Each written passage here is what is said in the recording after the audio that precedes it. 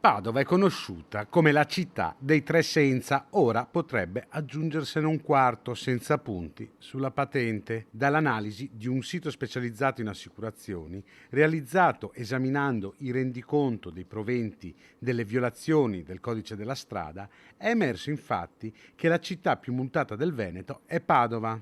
Nella nostra regione, nel 2022, sono stati raccolti oltre 51 milioni di euro di multe.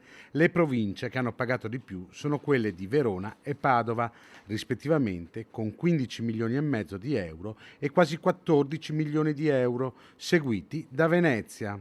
Se però le somme incassate vengono divise per tutte le vetture e i motocicli iscritti nei registri della motorizzazione, quindi la spesa diventa pro capite per ogni veicolo, Padova balza al primo posto con 89 euro, seguita dai veronesi con 75 euro, al terzo posto Rodigini e Veneziani con 73 euro.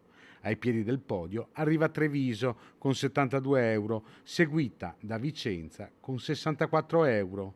Chiude la classifica Belluno che colleziona pro capite solo 25 euro di multa.